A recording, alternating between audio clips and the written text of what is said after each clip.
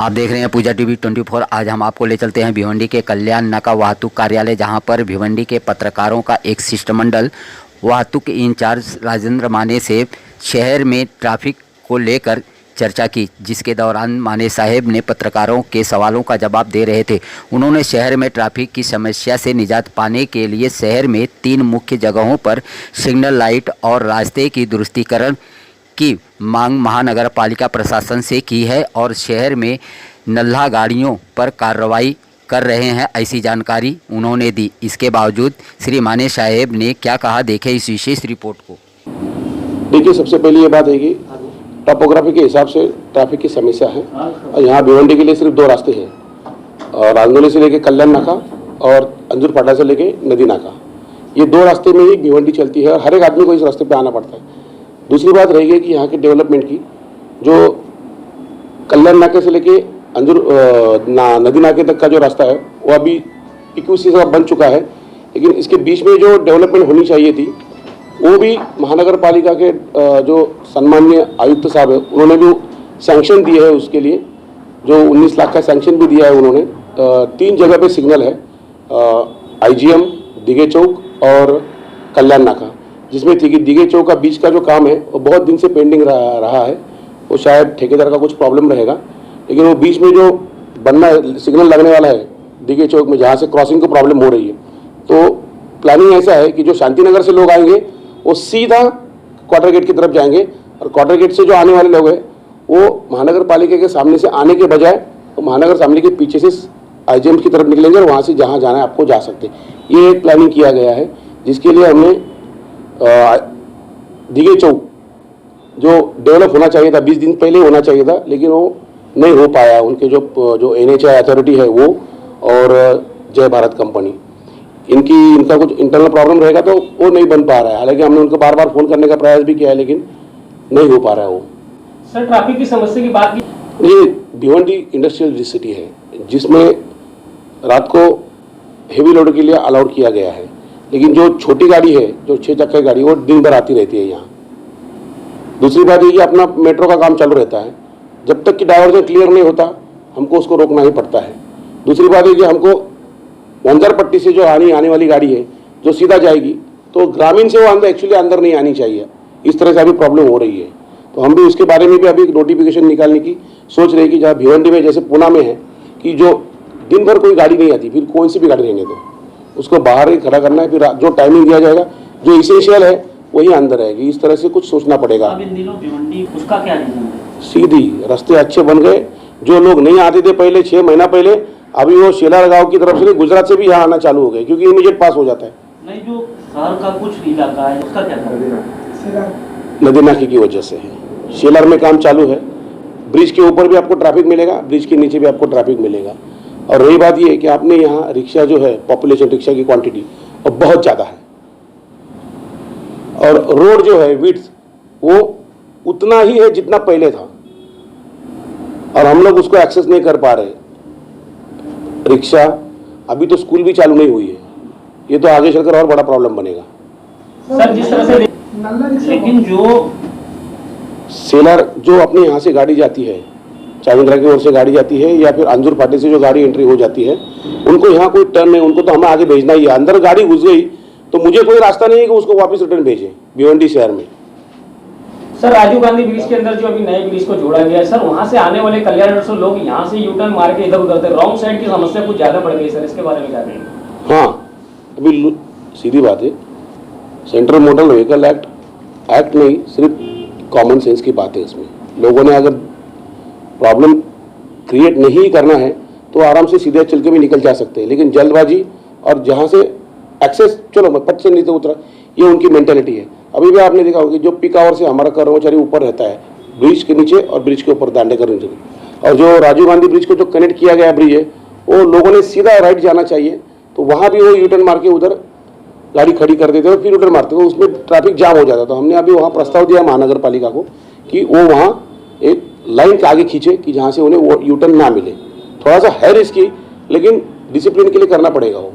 अभी आपने बताया काफी रिक्शा मतलब, हाँ, जिसका परमिशन खत्म हो चुका है, परमिट खत्म हो चुका है, इसके लिए हमने RTO से पत्र व्यवहार किया। और जो आरटीओ के अधिकारी अभी बार बार यहाँ भिवंडी में, आज आपने देखा कि आरटीओ के 2 ऑफिसर, उनका स्टाफ यहाँ सिर्फ जो गाड़ी, जो नल्ला ये गाड़ी है जिसकी परमिट खत्म हो चुकी है, जिसको 15 साल हो चुके हैं, जो स्क्रैप हो चुकी है, वो गाड़ी नहीं चले इस रास्ते पर, और उन पर कार्रवाई के लिए हमने उनको बुलाया है और आज वही कार्रवाई चलेगी, आगे भी चलेगी। वो सर ये जो एक पुल जाए और फिर से जो ये ब्रिज का जो है ना, रिपेयरिंग का प्रपोजल था पहले, VGTI ने इसको मना कर दिया हेवी लोड के लिए।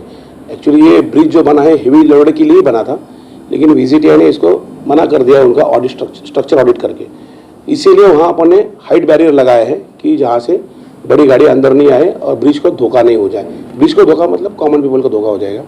अभी ये ब्रिज का पहले का भी एक टेंडर था जो उसने पूरा नहीं किया, तो अभी नया टेंडर जो महानगर पालिका का प्रोसेस है उसमें हो जाएगा क्लियर, लेकिन उसको बहुत लेंदी प्रोसेस भी है, शायद जल्द हो जाएगा तो उसको, लेकिन रिपेयरिंग के लिए बहुत समय लगेगा।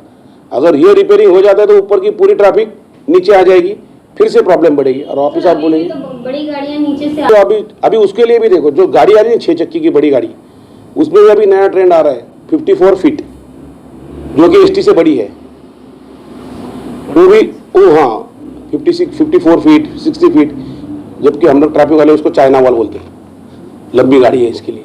तो आयुक्त साहब ने भी उसमें डिस्कशन लिया कि ये गाड़ी नहीं आनी चाहिए, इसके लिए कुछ अभी नोटिफिकेशन निकालना बहुत ज़रूरी रहेगा कि ये गाड़ी नहीं, अगर हम लोग छोटी ये 6 चक्कर गाड़ी बंद कर देना तो इंडस्ट्री का जो भिवंडी की जो लून इंडस्ट्री है ना, उसमें आने वाला गटान आता है, उसमें ज़्यादातर कपड़े का आता है, धागा आता है, हो जाता है, उसको हैम्पर हो जाएगा। तो उनको भी विश्वास में लेना बहुत ज़रूरी है कि किस तरह से कर सकते हैं, या out of the state, out of the city जाके कोई पार्किंग कर सकते हैं क्या, वहाँ से माल उठा के छोटी गाड़ी में लेके आ सकते हैं, ये भी एक डिस्कशन में है।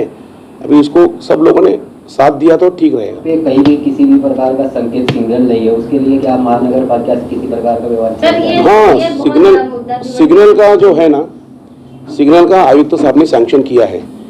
मैं परसों भी गया था और वहाँ जो लाइट इंजीनियर है, इलेक्ट्रिक इंजीनियर, उन्होंने बताया कि 2-3 दिन में उनकी जो इंस्पेक्शन भी होने वाला है, शायद वो भी हो गया होगा, सोमवार का होने वाला था।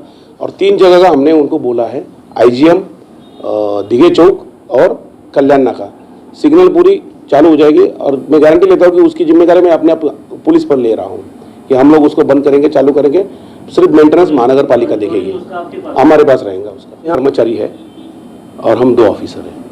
40 में से 6-7 लोग छुट्टी पे रहते हैं और कुछ बीमार रहते हैं, तो कम से कम 10 लोग अवेलेबल नहीं होते, और कुछ कई ऑफिस में डेपुटेशन पे है या इधर है। तो हमारे पास 25 लोग रहते हैं दिन में से रात को, और दिन में ड्यूटी रहती है।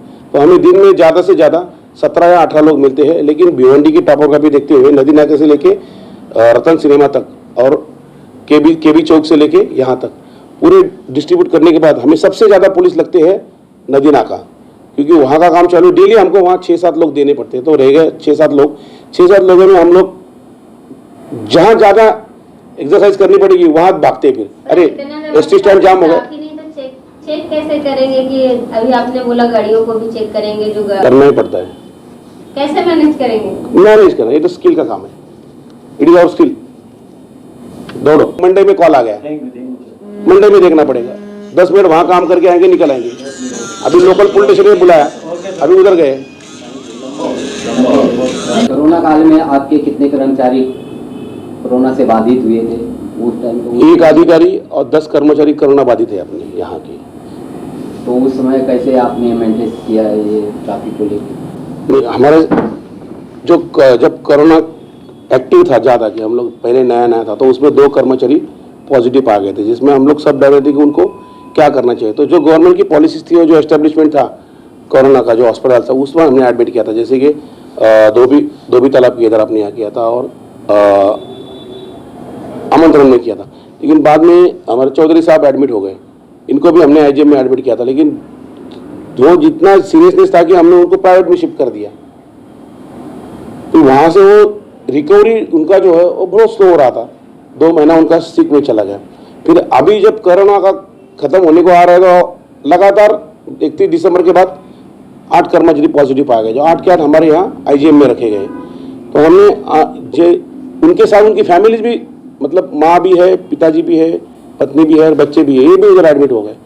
इनके घर में भी अभी ये सब लंबे रहने वाले हैं। तो हमने यहाँ से उनको खाना बना के, मैं अपने ऑफिस में उनको खाना बना के उनको भेजता था। जो इसे वहाँ मिलता है खाना, लेकिन जो अपन बोलते हैं हाइजीनिक चाहिए, घर का चाहिए, तो वो भी हम उनको सपोर्ट करते रहे और अच्छा रहा कि ये सब अच्छा यहीं अच्छा हो गया।